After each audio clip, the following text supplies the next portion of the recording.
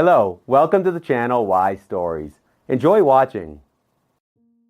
It often happens that life develops not exactly as we want it to.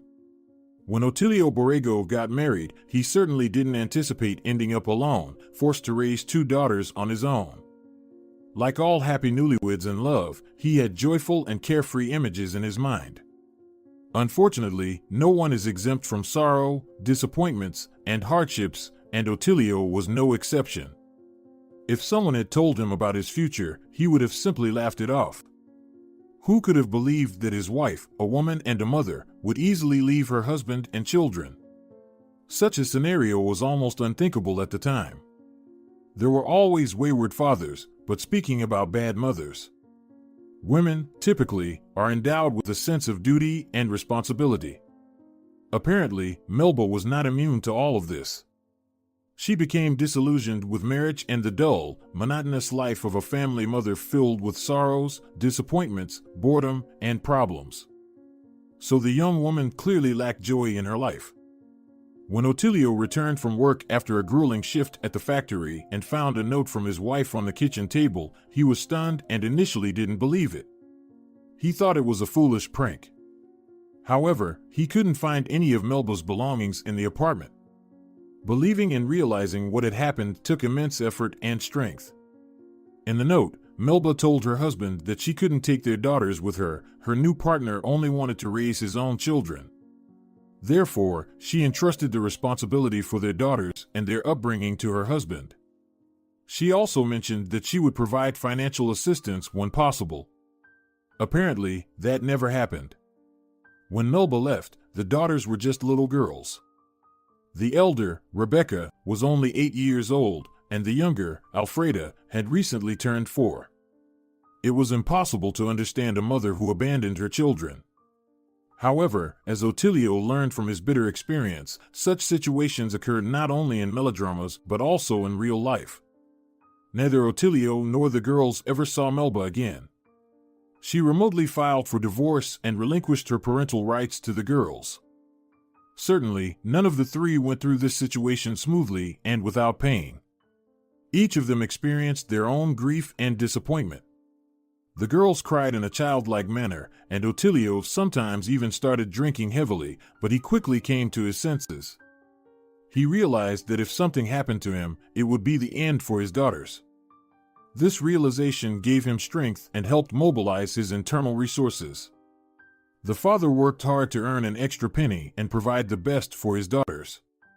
Now, he had to be not only a father but also a substitute for their mother. So he did his best. The man not only focused on financial support but also cared for, loved, and protected his daughters. He wanted them to develop comprehensively. Various clubs, music and art schools, swimming pools, everything was available to them just like any other children. Otilio himself developed a complex. He didn't want to deprive his daughters. He tried his best to give them everything so that they wouldn't feel like this. They were already growing up without a mother, and that was enough. He felt that they already had childhood traumas. There was no need to worsen a terrible life situation. Naturally, with such a frenetic pace of life and an enormous amount of concerns and problems, the man had to put himself not just on the back burner but perhaps much further away. He didn't even consider the idea of tending to his personal life at all. Although many advisors, especially men, strongly recommended simply finding a new mother for the girls and shifting all the responsibilities to the new wife. For Otilio, this was simply unacceptable and inconceivable. He had no idea whether this new woman would be a decent person, become a real mother to his daughters, or be able to replace their mother. No way. If the biological mother could cause such pain to the children and treat her own children like that, then what can one say about a stranger? The man pondered. And perhaps his reasoning was logical.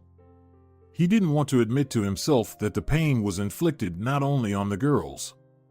He, too, was monstrously traumatized by his wife's actions. Otilio loved his wife very much and was not prepared for such betrayal, like any normal person. However, unlike many, he had no time to worry about himself or heal his pain. There were already enough things to care about, so he buried his emotions, feelings, and grievances as deeply as possible. With a strong will, the man cut off the past and tried not to think about or reflect on it. The future was ahead, and to make it happen, he had to solve new problems every day, hour, and minute. Raising two girls on his own was not the easiest task. As it turned out, girls and boys were from different planets and different universes. He fought with all his might to lift them up, accept them, help them, and protect them. It didn't always work, but he tried it every day. This hypercare, compensating for the absence of a mother, led to both daughters growing up as blatant egotists, if not worse. Their father was only of interest to them as a resource, and the favorite phrase was "give me this." However, in a family, there should be some balance between what people give and receive. Otilio, on the other hand, only gave. He gave them everything he had. And Alfreda and Rebecca only received things. But it was never enough, it was insufficient for them. From their teenage years on, it became extremely difficult for them. The authority of the father figures simply ceased to exist, if it ever existed in their early childhood. Out of habit, the man dumped all the blame on himself and took full responsibility for what was happening. The girls were only happy, hurting more with their already burdened sense of guilt. In the heat of an argument, to end it and tip the balance in their favor and emerge as the winners of any dispute or scandal, one could always shout at the end, "Mom left because of you and your behavior. She abandoned us because she couldn't live with you. It's your fault that we grew up without a mother. Our horrible childhood is your fault." And they didn't even believe it themselves, but it was such a convenient and always reliable manipulation tactic that they couldn't let go of it. It always knocked the man off his feet, forcing him to surrender instantly. He could no longer object or resist. So, was it his fault that Alfreda and Rebecca grew up this way? Yes, undoubtedly, it was. Perhaps, somewhere, he didn't draw the line and didn't assert his authoritative paternal word. But Otilio loved his girls so much and was afraid to hurt them even more. In general, everything unfolded as it did. Nothing could be changed anymore. What grew, grew, as they say. Both girls started arranging their personal lives at an early age. Hormones must have been raging, and by that time, their minds were barely functioning at all. Otilio had so many troubles with them. It's always like this with children at that age, they always make the same mistakes. They make foolish decisions, shouting that they are already adults. But when the inevitable moment of reckoning arrives, they, with tails between their legs, run to their parents and cry out, "It's a mess, help!" Otilio couldn't just put them in their place, he didn't have the moral strength for it. So, all he did was deal with the endless problems created by his daughters. Given their quarrelsome nature, egocentrism, and other charming qualities of young ladies, they always had problems. In general, nothing taught the girls to give back. According to their father, they were only used to taking and demanding. Taking care of him never entered their life plan. It didn't occur to them that a time might come when they would need to repay debts. When Otilio might need their help, support, and sympathy. That's why, when their father was suddenly diagnosed with cancer, it was a massive blow for both girls. Not because they felt sorry for their father. Perhaps a little, but that wasn't the main issue in the situation. The main issue was that they needed to take responsibility and start independently solving the emerging problems. Neither Rebecca nor Alfreda were ready for such a twist of fate. The girls talked among themselves and decided on a course of action. Of course, no one intended to tell their father about their plans. The girls, now young women, didn't consider principles of humanism or pay attention to moral considerations in their decisions and actions. No, they convinced each other that their steps were right and proceeded recklessly, disregarding everything. At first, they sweet-talked and made loud promises. They said many beautiful words, but it was all just to show off and to keep Otilio from doubts during the most critical moment. His daughters insisted that he sign a deed of gift transferring all the property he owned to them. Naturally, all of this was covered with eloquent speeches about doing it only to keep track and to quickly get funds for treatment in case of problems. They pleaded with their father for a long time. And, in the end, the exhausted father signed everything. Everything they asked for. It was easier for him to do this than to once again explain why he didn't want to. As soon as they left the notary, the man already understood what awaited him in the future. Unfortunately, he wasn't wrong. The whole plan for his beloved daughters became clear and ceased to be a secret. The apartment, money accounts, even the old car and garage, everything was divided among the sisters.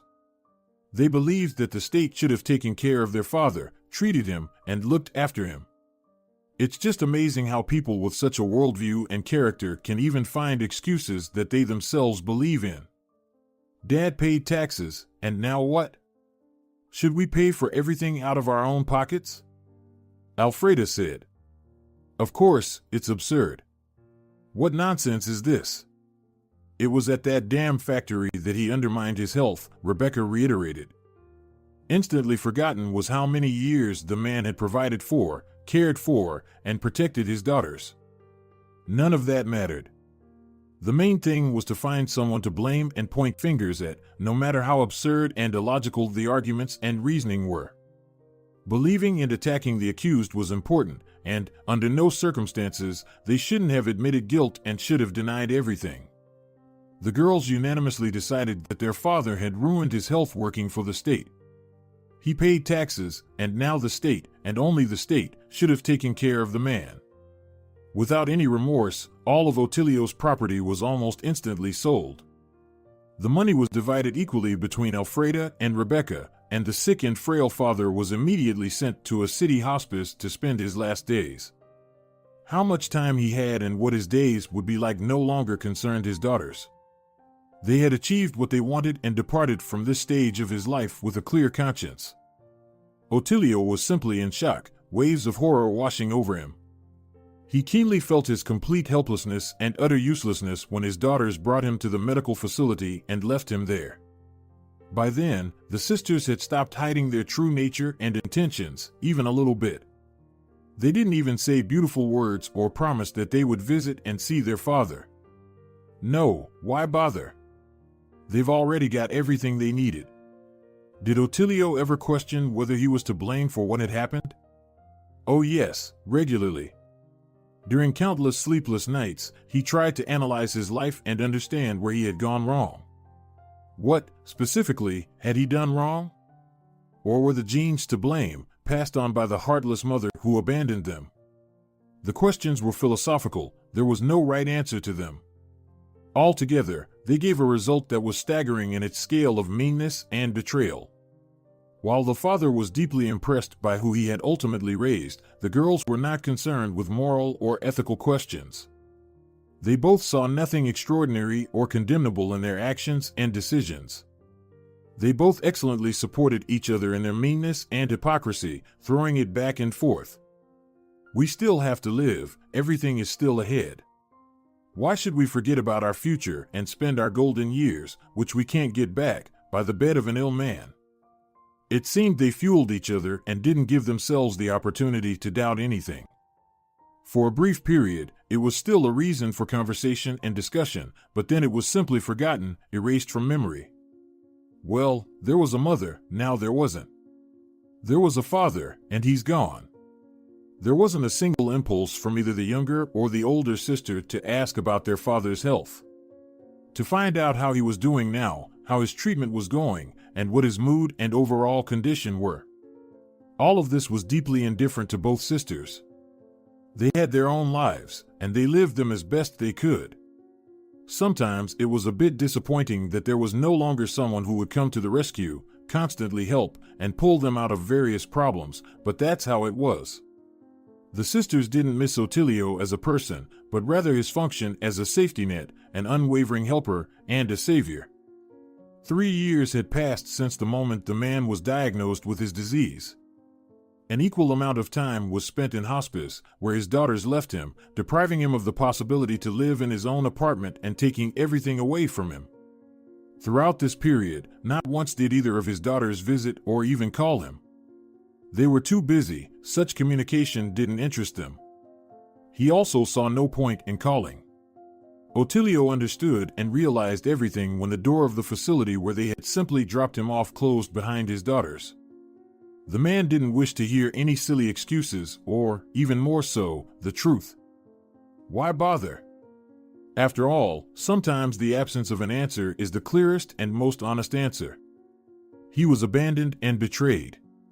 That's it, period. There was nothing more to discuss or reflect on. The entire situation changed abruptly and completely radically shifted the perspective from which the daughters viewed Otilio. One morning during a workday, Rebecca got an unexpected call on the phone. She answered. "Hello. Hello. Is this Rebecca Borrego?" She heard an unfamiliar female voice. "That's my maiden name. I'm Rebecca Crespo now." "What happened?" Rebecca nervously asked. "My name is Marina, and I am a notary's assistant.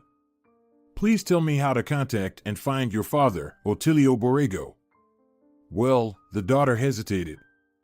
"Why do you need my dad?" "I can't tell you. I'm bound by the secrecy of a will, unfortunately." Rebecca was taken aback and had no idea what to do or say. Who could be looking for her father? Who could have left him an inheritance? Maybe their mother? Well, then it would be more logical if they were looking for the daughters, not the ex-husband. The woman decided to answer very cautiously. "My father is ill and has been in a closed medical facility for a long time. Before disturbing him, I would like to find out what's going on." "What secrecy of a will are you bound by?" "That also falls under the concept of secrecy," Rebecca, the notary's assistant, interrupted her. "Am I correct in understanding that you won't tell me Otilio's address? I need to think about it and consult with my sister. Understand, you've confused me." "Okay, I'll call you back soon." With that, without waiting for their agreement, Rebecca hung up. She was in shock and completely bewildered. Guesses tormented and tore her apart. In the same moment, the decision was made that it was impossible to do without Alfreda. It was indeed necessary to call her and tell her about the conversation. Alfreda didn't pick up the phone for a long time. Eventually, Rebecca heard a sleepy and disapproving voice. "Rebecca, have you completely lost your mind? It's 9 a.m., it's my day off." "Exactly. I suppose I could have postponed a non-urgent matter. Wake up, please, and listen carefully." The younger sister expressed herself in an authoritative tone and began to recount in detail the dialogue she had just had. After finishing, she asked Alfreda again. "What do you think?" "I don't know, she wasn't sleepy at all." The second sister was also full of confusion. "Perhaps everything needs to be checked. Do you think you can find out something?" "How, Rebecca?" "From whom?" "If I knew, I wouldn't be asking you. But you need to have accurate and detailed information to act wisely and with open eyes. Don't you agree? So, we need to find out everything as soon as possible." "True." "Okay, I'll think about it." Alfreda fell silent for a moment, as if checking her feelings, and after a pause, she uncertainly asked, "Do you think Mom passed away and left a will?" "That was the first thing I thought, but in general, it's logical that in that case, it would be us in the will, not her ex-husband, from whom she ran away," Rebecca reasoned wisely. But she thought so constructively only because she had considered all possible options. She had simply had more time to grasp the problem than her younger sister. "It sounds logical," Alfreda reluctantly agreed. "Okay, Rebecca, I'll try to dig up something as quickly as possible. Fortunately, it's a day off today. But don't expect quick results, I haven't figured out where to start yet. Listen, I've got an idea. I told this assistant that Dad was in a medical facility. I think if she's persistent and hardworking enough, she's probably calling all of them. What do you think?" "Right." It finally clicked for Alfreda. "If that's the case, we can proceed this way. Wait a few days, and then try to talk with some nurses from the department where Dad is." "Not bad. Do you know anyone? How could I? Have we ever been there? No, of course not. But, in fact, the question isn't complicated. We should find and interest someone, Alfreda reasoned. Okay, then you take care of it and let me know what you can find out, and then we'll figure it out. Agreed. With that, the conversation between the two was over. Each of them pondered deeply about what had happened after it. Although there was some plan to gather information, both of them still wanted to develop at least some of their own conjectures. Nothing sensible came to the mind of either the younger or the older sister. They didn't know any relatives, they only had their father. Well, and nominally, their mother. Neither Alfreda nor Rebecca truly believed that Melba could suddenly appear in their lives, even if she were dead. Many years ago, she had eliminated her entire former family from her life. It's been 3 days since that conversation, and both women were terribly nervous. Their past lives and their father had not occupied such a significant place in their lives for a long time. Rebecca nervously messaged her younger sister several times a day with questions, but only received excuses. By the evening of the 3rd day, Alfreda called her sister. "Did you find out?" She got straight to the point, wasting no time. "I did." "How? And what's there? Tell me. Don't drag it out, Alfreda." Rebecca was impatient. "I told you that you just need to financially stimulate and motivate people. That's it, the case is simple." It turns out the notary has already been to Dad's. The younger sister admired herself and continued to drag it out with pleasure. Rebecca only breathed heavily into the phone, eagerly waiting for information. In general, we would never have guessed it ourselves, of course. Dad had a brother, Salvador. I vaguely remember that he used to talk about him sometimes. Salvador immigrated to the United States in the 80s. He used to be poor for a long time. A typical tough life for an immigrant. But he got incredibly lucky. He married a rich old lady.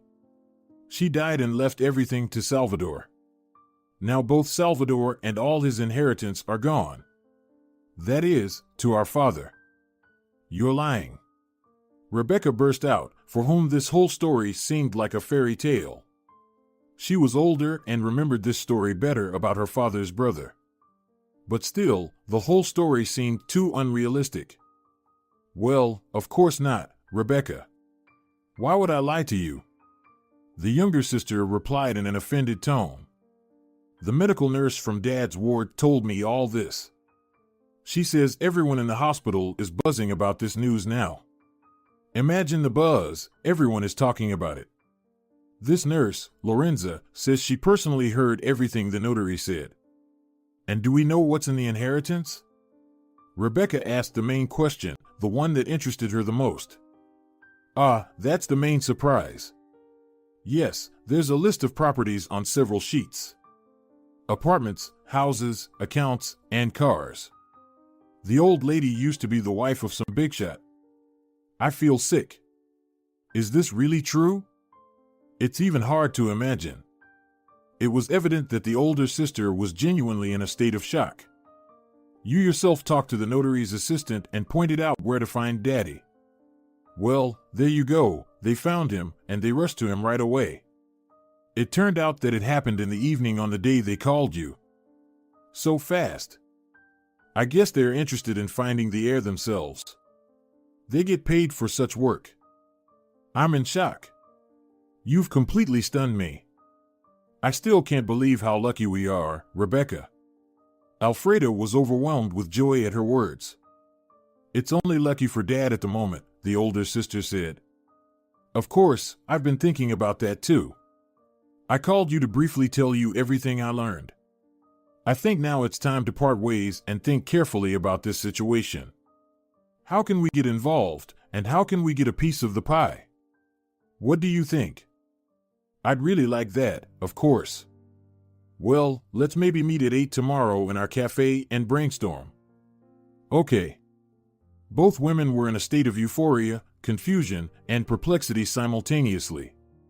Each of them experienced an indescribable range of feelings and emotions.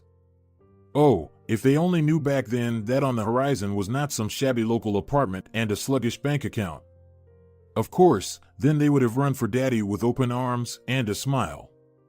But what to do now? Self-reproach was absolutely pointless at this point. If ifs and buts were candy and nuts, the story doesn't tolerate the subjunctive mood. Now the questions were completely different. How to try to fix the situation?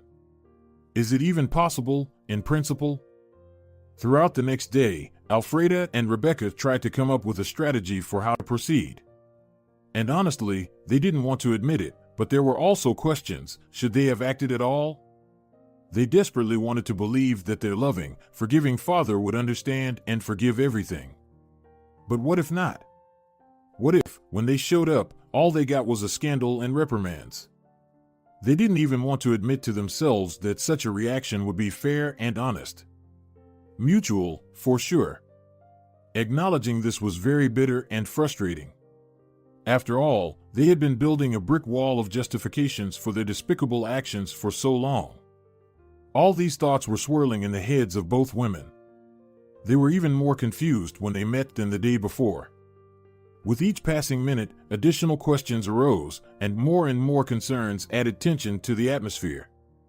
"What have you decided, sister?" Instead of a greeting, Rebecca decided to ask the main question. On the rights of an older sister, she would never admit it, but deep down, she understood that the younger one was much more cunning and resourceful than herself. "I think we have nothing to lose," Alfreda sighed. "What do you mean?" "Well, let's go. Dad will tell us to go away, yell, and make a scene. And so what? Is it a trifle compared to what's at stake? It's reasonable, of course, but..." Rebecca really wanted to know if Alfreda felt any shame herself, but she didn't want to start this conversation first. Fortunately, the younger one perfectly captured the mood. "Do you want to ask how my conscience is doing?" Alfreda smirked. "It's fine, but no worse than yours.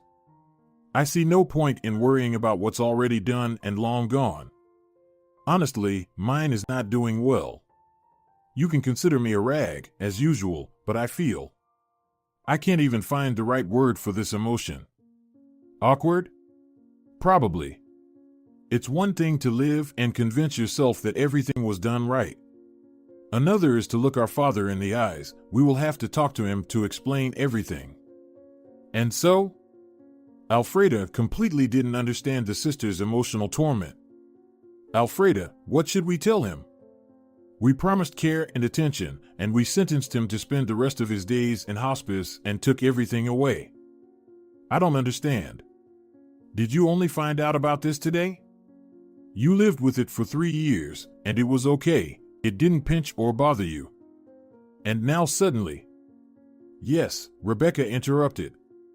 "It's one thing to make deals with oneself, and a completely different thing is to look at his eyes. We will have to talk to him and justify ourselves." "I don't know. I think if he wanted to accuse us, he would have called back then when he realized we ditched him," the imperturbable younger sister replied. "Listen, how can you say that?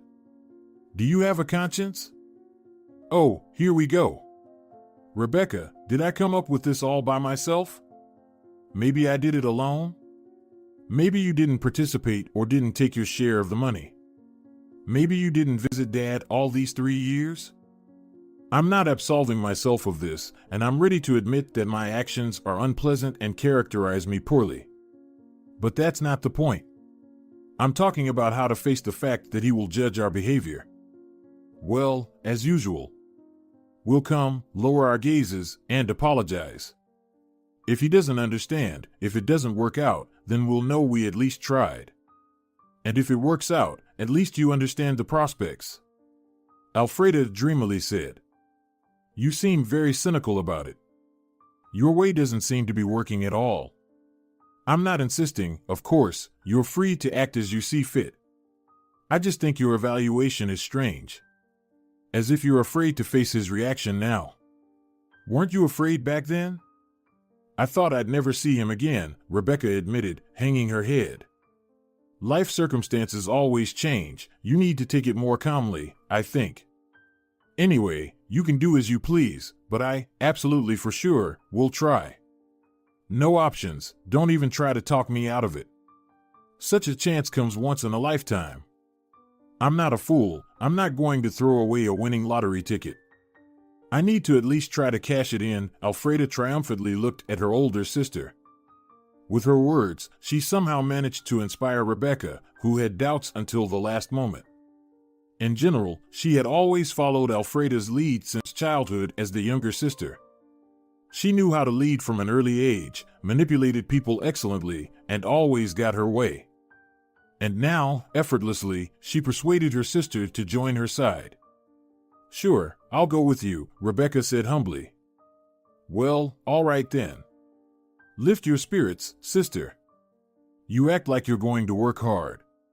He won't hit us, for sure. Well, maybe scold a bit, so what? Alfreda expressed her usual attitude. Rebecca asked her younger sister to give her at least a few days.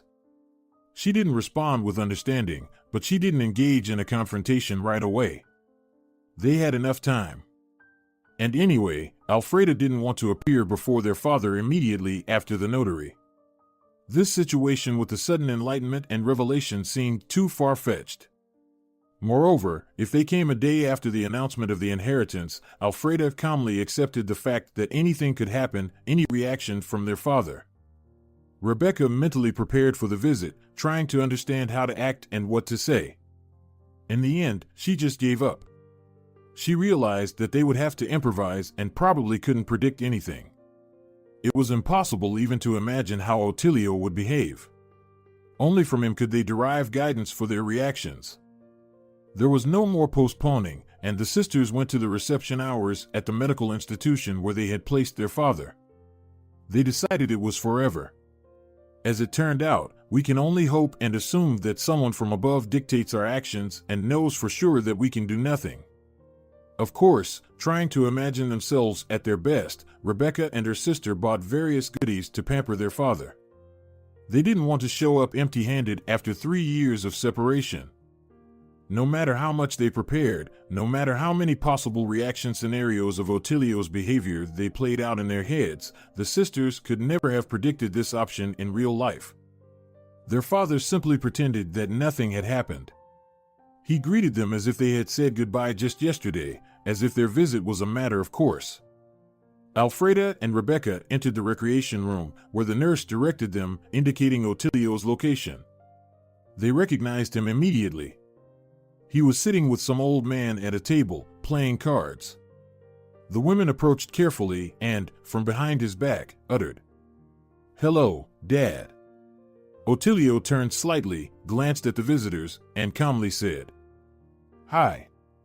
Wait, I need to finish the game." They were flabbergasted. They expected anything and everything, but not this.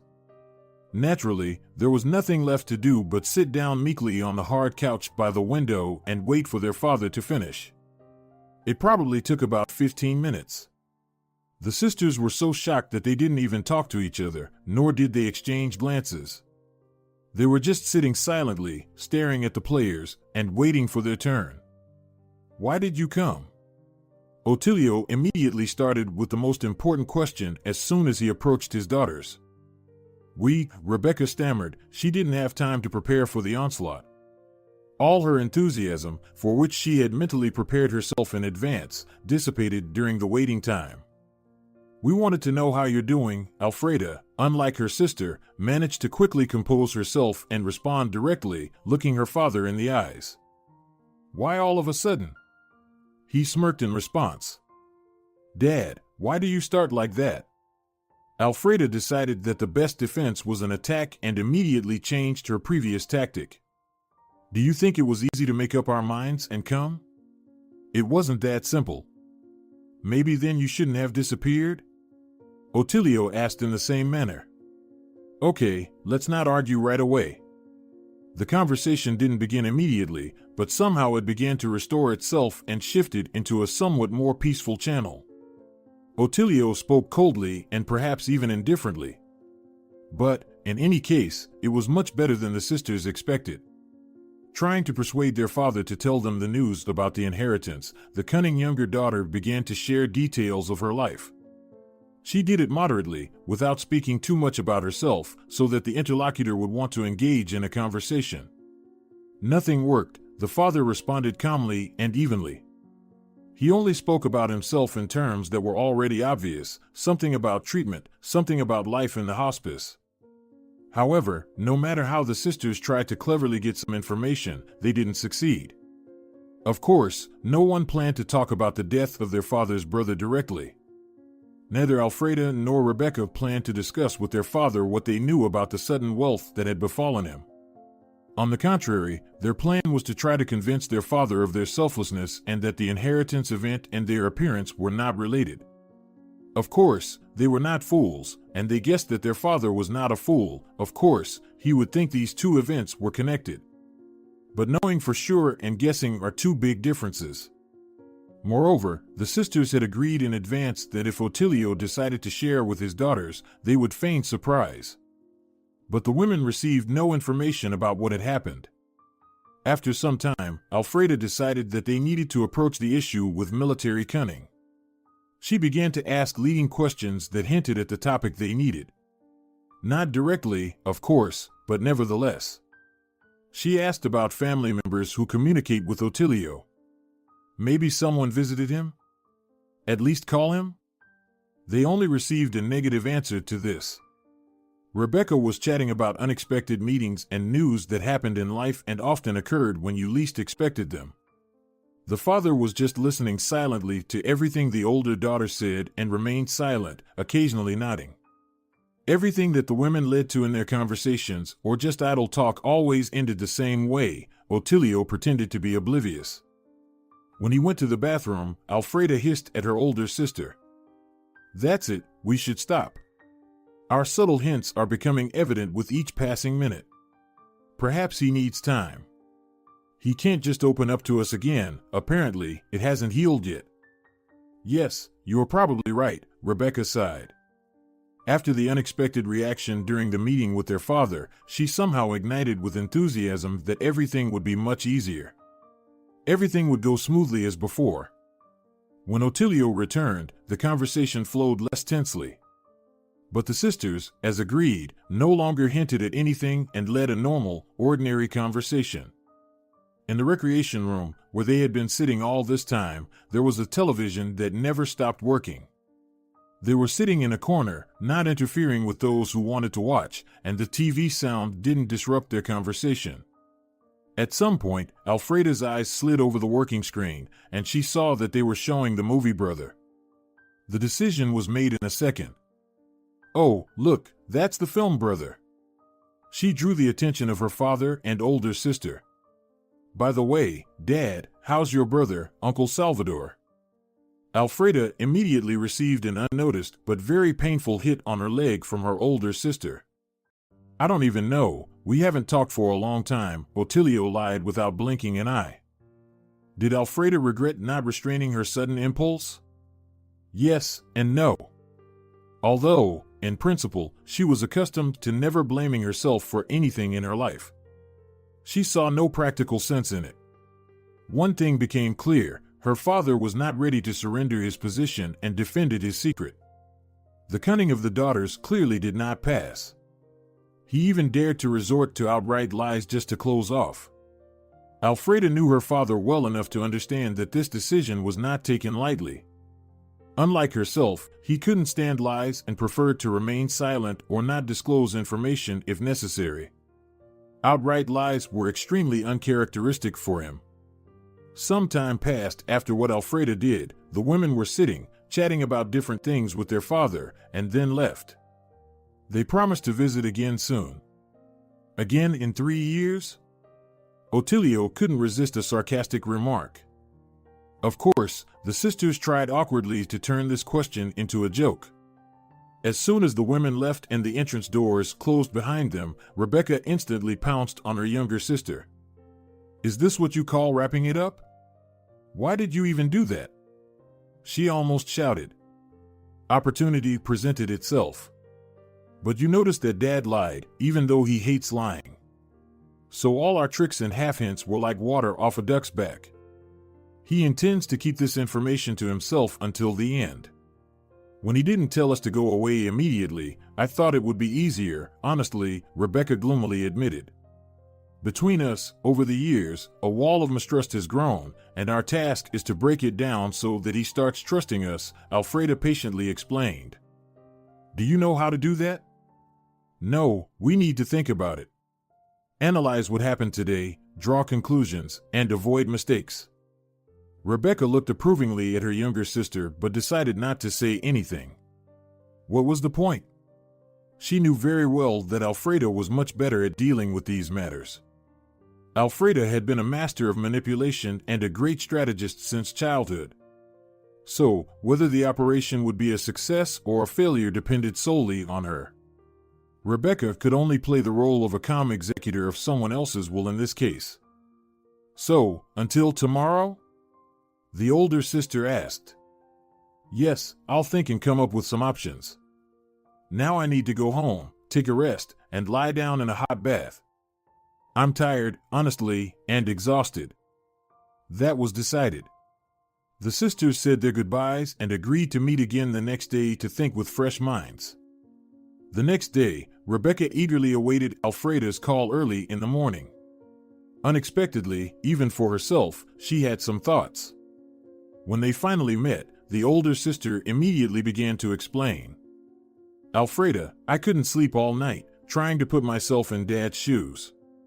You understand psychology perfectly and know how to make people do what you need, but I don't make a monster out of me, okay? The sister interrupted. Hold on. Listen to me. I tried to put myself in Dad's place. What would I do in his situation? Especially since we already know something. We have something to start with after yesterday's meeting and talks.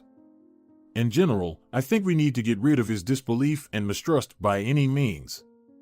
Why don't we just ask him outright what he wants? Admit our fault, say that we were young, foolish, and didn't know what we were doing. And he'll fall for it. Are you serious? Listen, Dad doesn't know that we know about Salvador's death and that Dad is his only heir, Rebecca argued. He's not stupid, Rebecca. He can add 2 plus 2. What do you think? Even a 5-year-old would have figured it out by now. Alfreda completely rejected the proposed behavior concept. You just don't want to listen to me. Yes, he's not a fool. Yes, he can guess why we came up with this. Who's arguing? But I suggest admitting our fault and actively repenting. Do you get it? Actively. Are you suggesting we directly ask him what he wants and under what conditions he'll believe us? Believe that we've changed our minds and realized our wrongdoing? Alfreda asked, raising her right eyebrow as a sign of increasing distrust. That's exactly what I'm saying. Seems like nonsense to me, the younger sister muttered. Well, what do you suggest? Rebecca asked, although such behavior in her relationship with her younger sister was completely uncharacteristic. I don't know, I haven't decided yet, Alfreda stammered.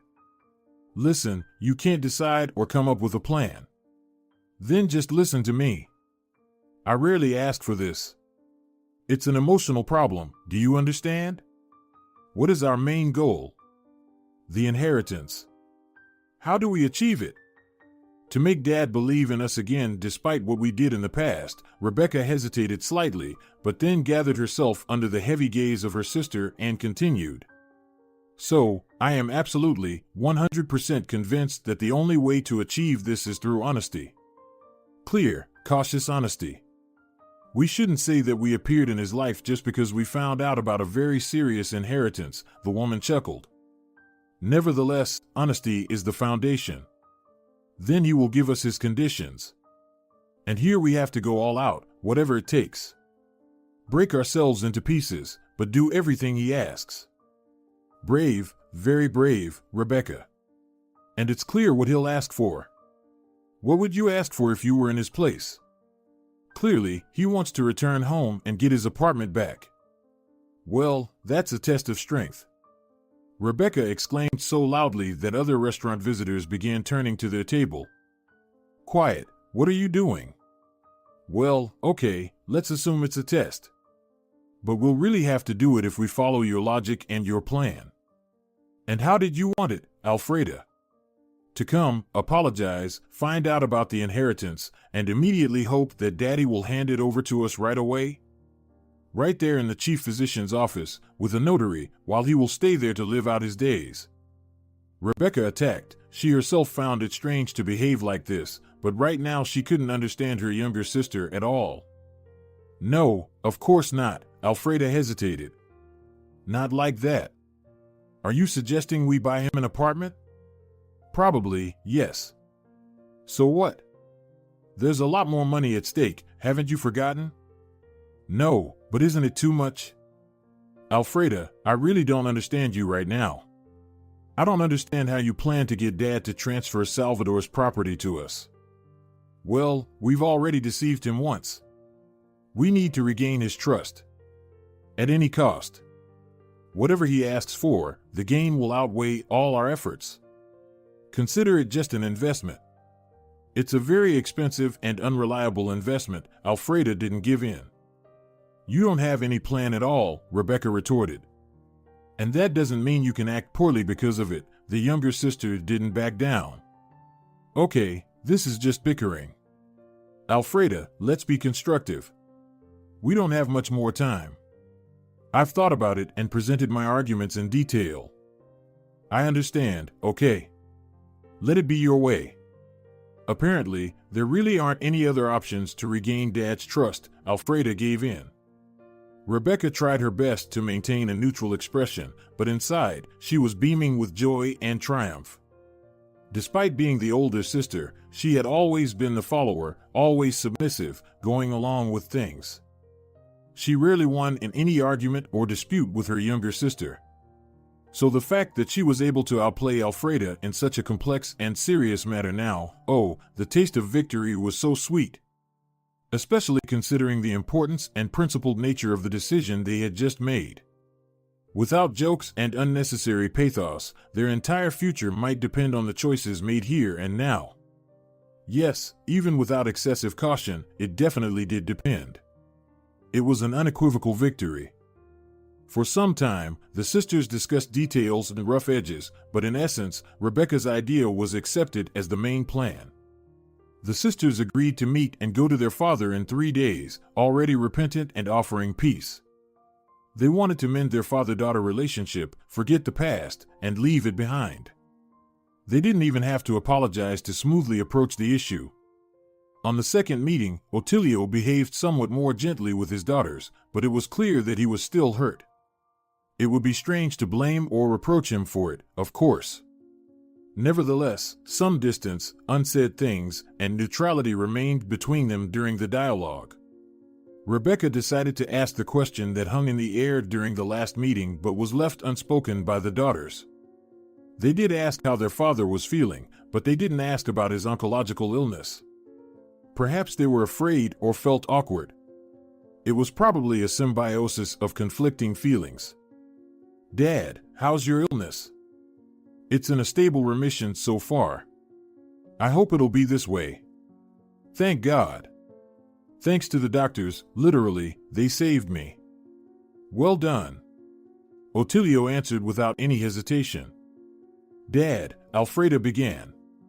I understand that we are very guilty before you, and I understand that forgiving us is not easy and probably unlikely. But please understand us, we were just scared. In childhood, Mom abandoned us, we were terribly tired of losses, and we were just afraid of losing you too. It was so painful and terrible. It was stupid, unforgivable behavior, a mistake. Rebecca looked at her sister and couldn't believe her eyes. Alfredo was crying. The Theatrical Institute director himself would confidently say about this scene. I believe it. How can we atone for our guilt? How can we become close again? Saying this obviously pre-prepared text for Rebecca, Alfreda, following the dramatic structure, went from unimpressive stuttering to hesitating at each word. Then, a single tear rolled down her cheek. And on the last crucial question, she slightly broke down in tears. Rebecca was shocked by her sister's artistic abilities and couldn't shake off the thought, surely, she used these tricks against me, too, more than once, these acting antics. But she quickly dismissed it. After all, now was not the time or place for reflection. It was necessary to maintain the face and mood of the team Rebecca was playing for. She couldn't cry like a sister, she didn't have those abilities. But she quickly portrayed a suffering, mournful, and sad face, as well as repentance, which was supposed to be read from the woman's stooped and slightly lowered head. Otilio seemed as if he had been waiting for this main question. He hesitated a bit for the sake of decency and to maintain a pause, but the answer was clearly prepared. Well, what can I say to you, girls? To restore our relationship and regain my status quo, I want to come back home. As you understand, living here is not happy at all, it is just bearable. But, of course, I completely understand, Rebecca eagerly confirmed, interrupting her father. After that, the topic was not further discussed, it somehow faded away on its own, and the dialogue shifted to another subject. Although each participant in the meeting, of course, could only think about what had been said. And they pondered what would come next and where it would lead. Otilio, naturally, was waiting to continue this topic, while the girls wanted to consult with each other again. Their father didn't notice, but they exchanged glances.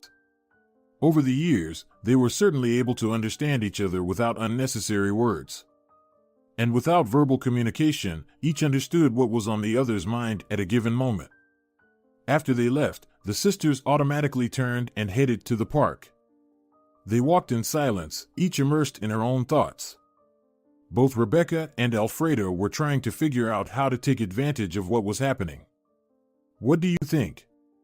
Rebecca was the first to speak as soon as the sisters sat on a bench away from prying eyes. Well, what? If we've decided to accept your plan, then we need to act. We need to go back to Dad in a few days and tell him that we agree to his terms and that they are fair. I thought for a long time after our last conversation in the restaurant and came to the conclusion that you were right after all. Probably, there's no other way for us in the shortest possible time. If we want to get the Salvador inheritance into our hands, we inevitably need to gain complete trust from Dad and rehabilitate ourselves as much as possible in his eyes. I'm glad we've reached a consensus. Maybe we should split the cost of the apartment for him? What do you think? I think so. Sharing risks and rewards, right? Do you think we can pull it off? Rebecca asked her younger sister a bit ingratiatingly. Right now, she really missed a shoulder she could always rely on. If we play it all out wisely. Oh yes, about playing it out, you just killed me today, Rebecca interrupted Alfreda and rambled on.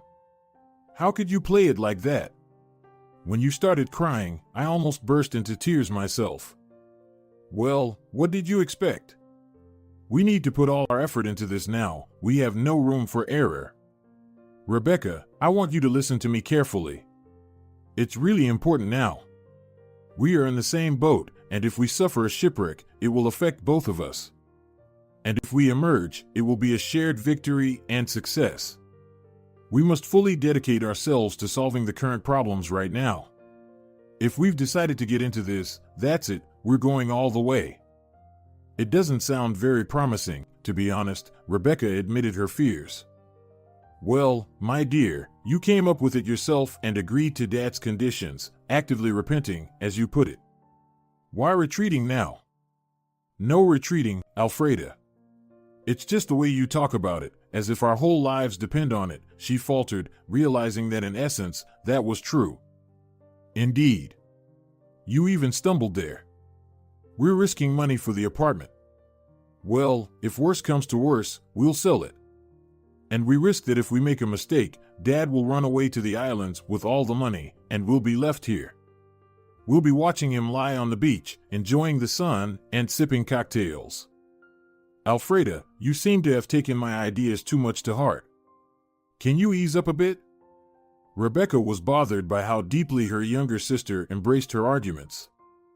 Even the joy of winning the argument was no longer enjoyable. A tough conversation had taken place between the sisters. There were arguments and disputes. A consensus was reached only after several hours. They decided that it was foolish to turn around and flee the battlefield now. They were already mentally exhausted by this situation. It would be strange to leave this idea behind. They decided that, for better or worse, they would do what Otilio said.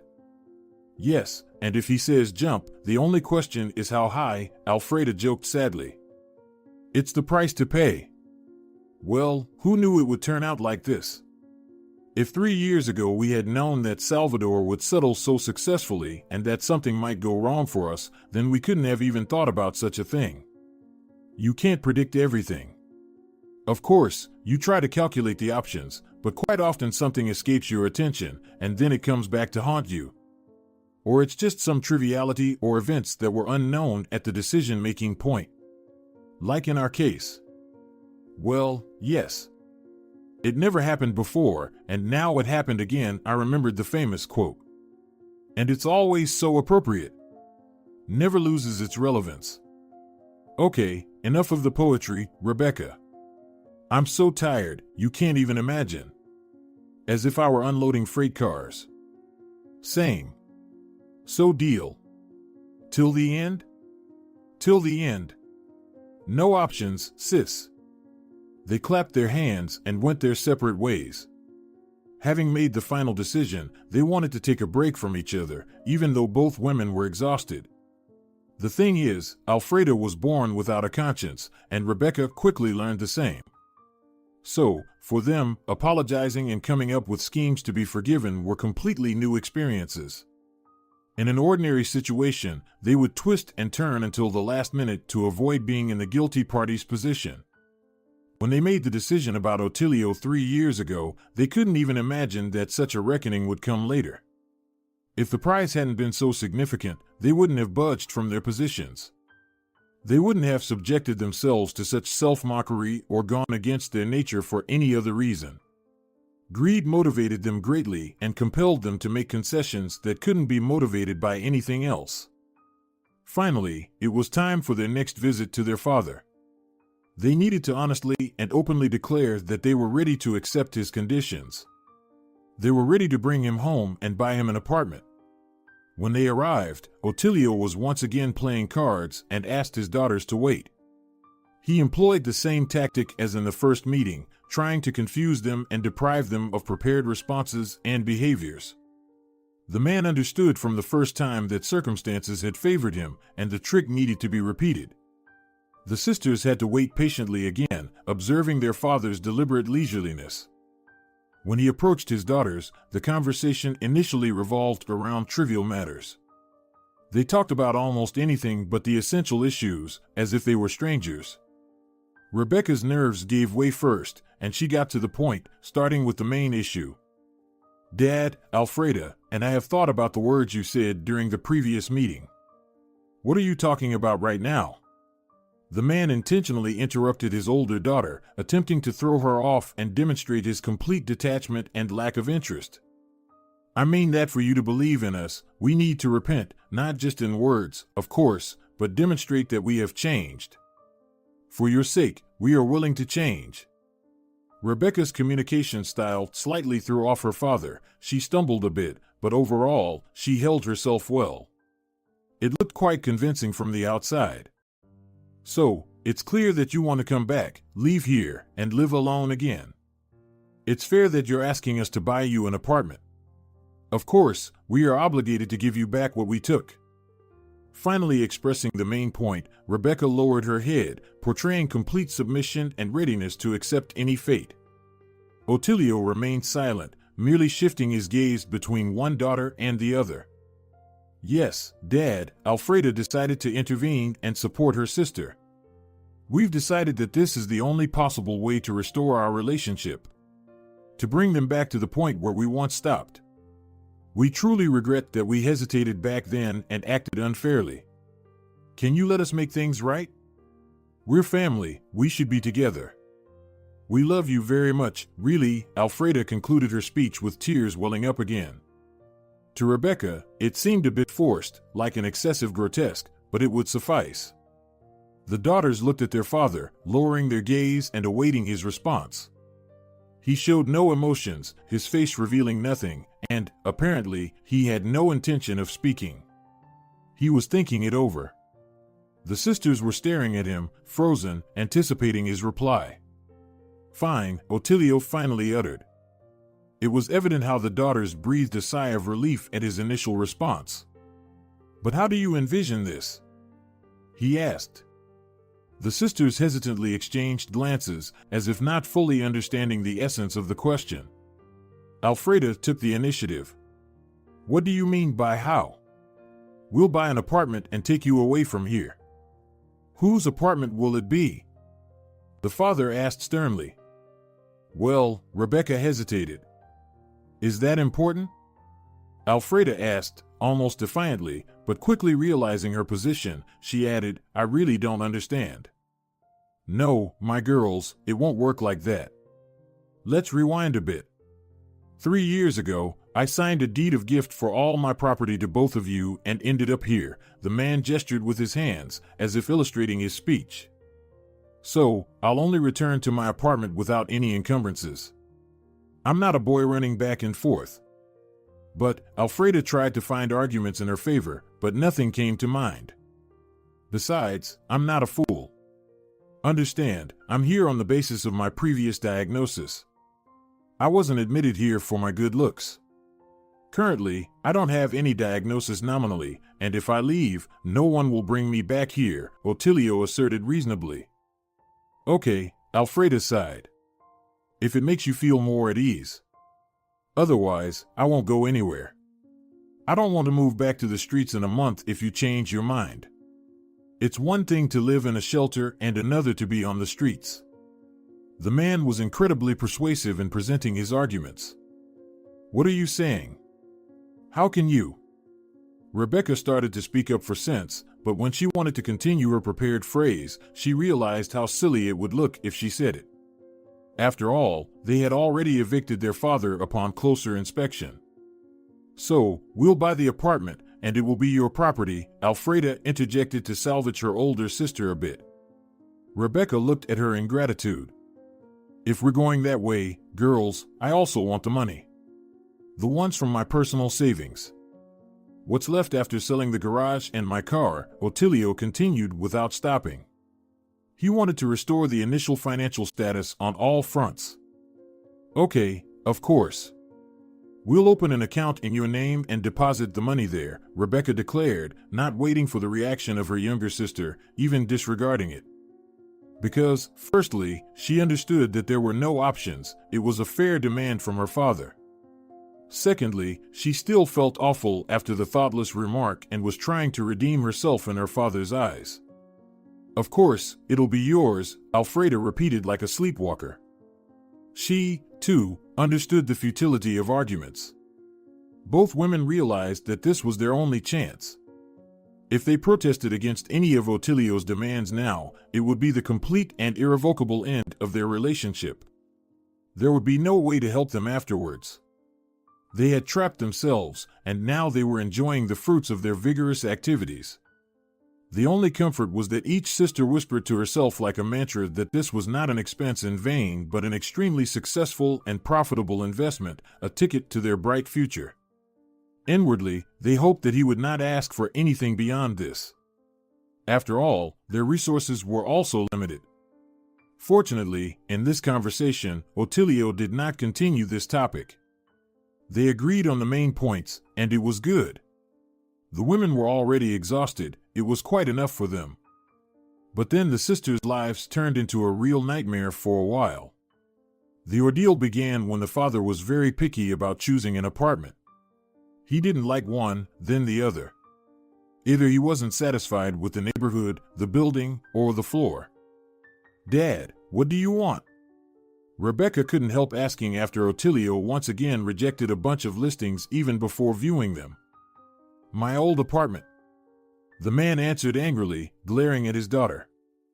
That argument was strong, of course, there was no way around it.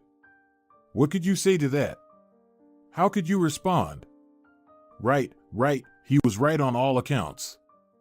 And they were wrong, so they had to stand obediently and execute the commands given by the head of the show. When they found a suitable apartment and the father was satisfied with the personal inspection of the living space, a new ordeal began. Now, he insisted on good renovations. I want my apartment to be like the one normal people have, like I had before. With this, he tormented his daughters, endlessly scolding, being dissatisfied, and criticizing. Otilio acted like a spoiled child, extracting more and more from his daughters. His appetites only grew. There was always something wrong, whether this or that. The renovation cost was something the daughters didn't even want to remember because their eyes would instantly twitch. It took an enormous amount of effort, time, nerves, and, of course, money. Then came the negotiation about the amount the daughters had to repay their father. $1 million. $1 million, Otilio insisted. Are you out of your mind? Seriously? For the shabby, rundown garage and the car that was falling apart? Alfreda defended her interests in some way. Well, you shouldn't have sold my car and my garage. Now we wouldn't be arguing about their value. And that was how he responded to everything. Indeed, an ironclad argument. What could he say to that? Nothing.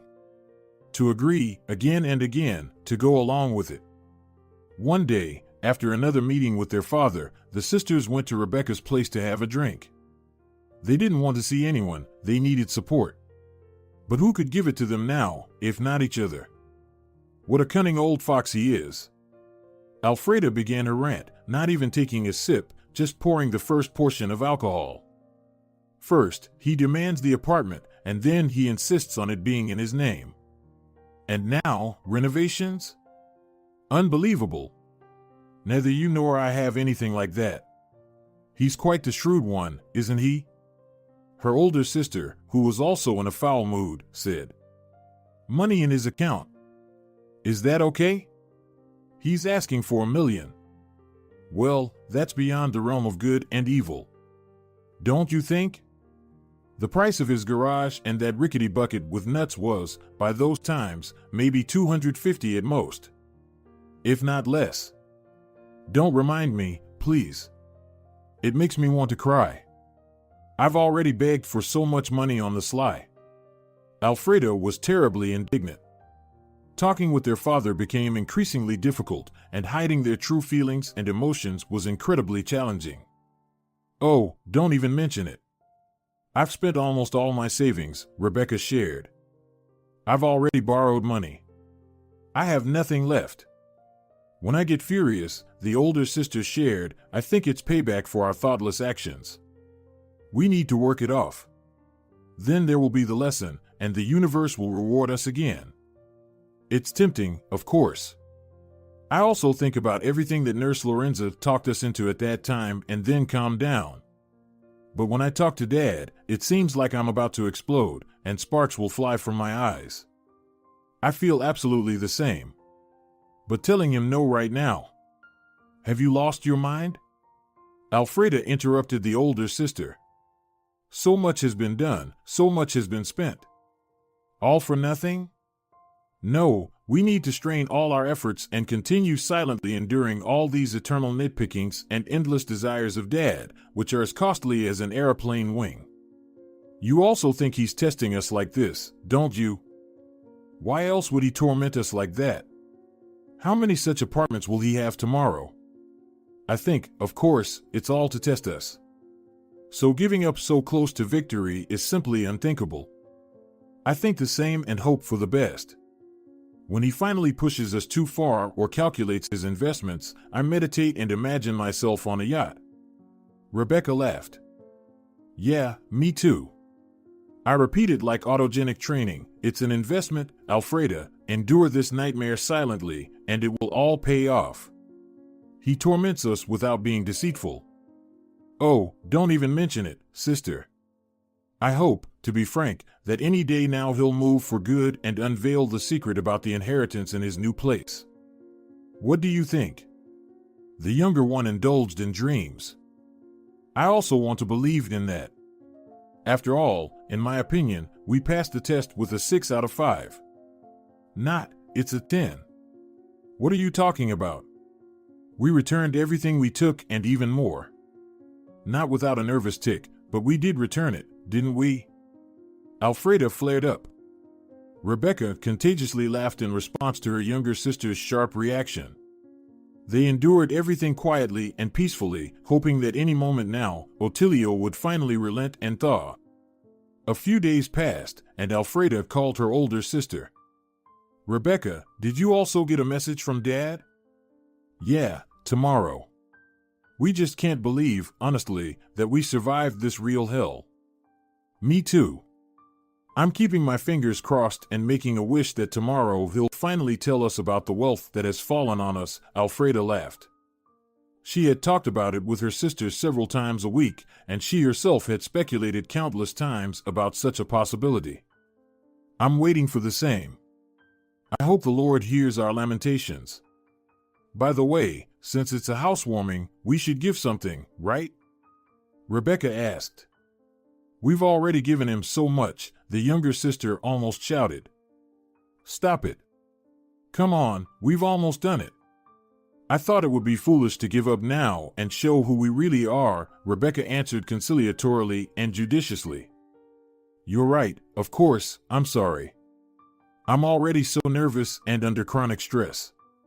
Sorry for losing my temper. I don't know, what do they usually give? Probably something for the house. Okay, buy some inexpensive indoor plants. Just inexpensive, enough of spending on this old miser. And I'll buy a cake, is that okay? It should be fine, I suppose. And yes, Alfreda, what you said about the old miser was spot on. Keep yourself in check, please. I'm telling you, I'm not saying it to outsiders.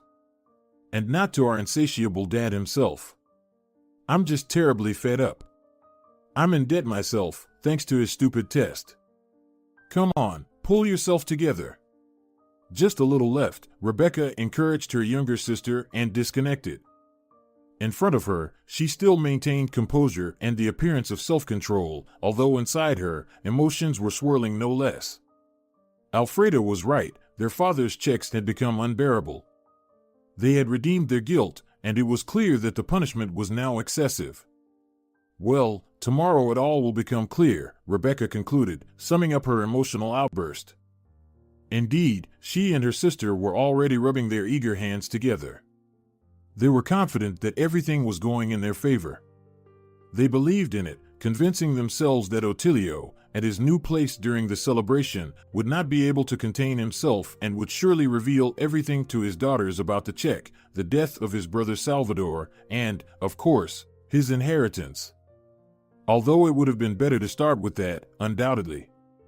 The women had uplifted mood in the early morning.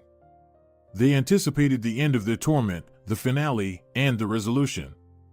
They felt like singing and dancing with joy. What held them back was the fact that their father hadn't revealed his cards yet. As agreed, the sisters brought a gift for their father and a treat. Otilio himself was in good spirits, and his daughters perceived this as a good sign and a positive omen.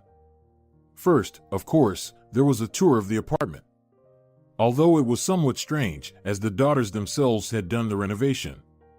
But they couldn't refuse their father, especially in such a trifle. It clearly brought him true pleasure. At the table, the conversation was initially very casual. They spoke as if about trivial matters related to the apartment and the renovation. About what else needed to be done. Somehow, unexpectedly, Otilio started talking about his relatives. At first, he mumbled something about his parents, but his daughters barely listened. They were waiting for the denouement and the coveted name. Their hearts sank. Both sisters restrained their overflowing joy and the triumphant cry of finally. Meanwhile, their father continued to mutter something, telling a story. When Alfreda finally heard the phrase "my brother Salvador," she physically twitched. The woman looked around slyly, hoping that her father didn't notice such a reaction. Otilio droned on for about 10 minutes, providing a detailed and tedious account of his brother. The daughters were physically exhausted by waiting, and everything inside them was boiling. The ladies listened very attentively, afraid to miss any important information amidst all this verbal diarrhea, which was unnecessary for anyone but carried vital information for them. The daughters even straightened up, sat neatly, and listened to every word in silence and wild tension. The end of the life story was all the more unexpected. Yes, my brother was there, but now he's dead. He was such a scoundrel. He was just as much of a human scum as you, girls. He kicked the bucket alone, almost in the dumpster. Due to the shock, the sisters felt like they were suffocating.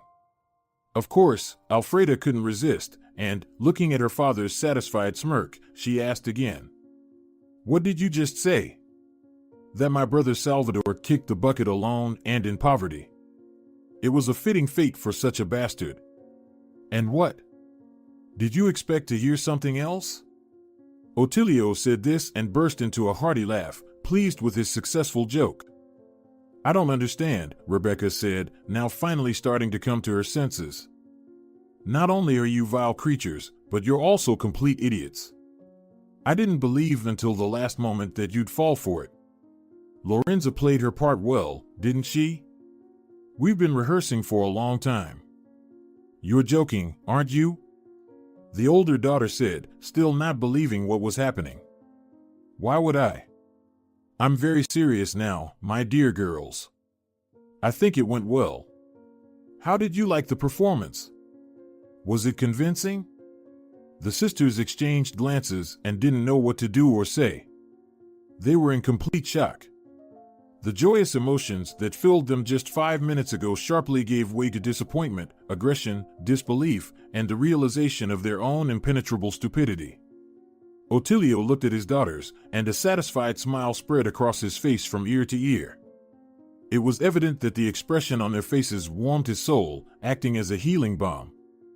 "We wrote the script for the entire department and rehearsed.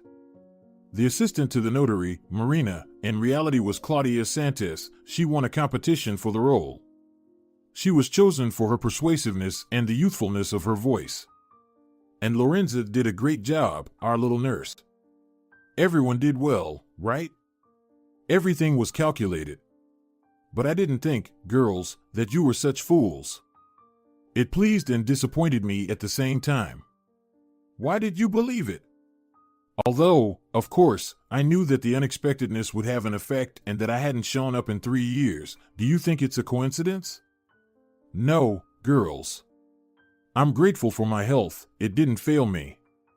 It allowed me to recover and serve you the sweetest of all dishes. So, how do you like it?" "You!" Alfreda suddenly screamed. "I wouldn't advise you to do that," the father interrupted sharply. "I already have a will. Of course, you're not mentioned in it." Otilio laughed. "Okay, get out immediately. And I never want to see you here again. If you dare to do anything, you probably understand that I no longer have paternal feelings for you. I will not spare anyone." Rebecca didn't say anything. She was in shock, moving like a sleepwalker. She saw no point in objecting or saying anything to her father. It only humiliated her. She just stood up from the table and headed towards the exit. "Wait!" Alfreda shouted to her. Apparently, she wanted to stop her sister and still try to assert their rights. Although she understood it herself, what can you do here? They really fell into their father's trap. "Let's go, we have nothing else to do here," Rebecca replied quietly and very calmly. For the first time in her life, the younger sister, without resisting or showing any character, followed along, realizing that Rebecca was right. They really had nothing else to do here. It's all over, as they say. It was a loss. Closing the front door behind his daughters, Otilio looked around his apartment once again and smiled. Everything bad had already happened, and everyone had learned the life lesson perfectly. If you're enjoying it as well, leave a like and subscribe.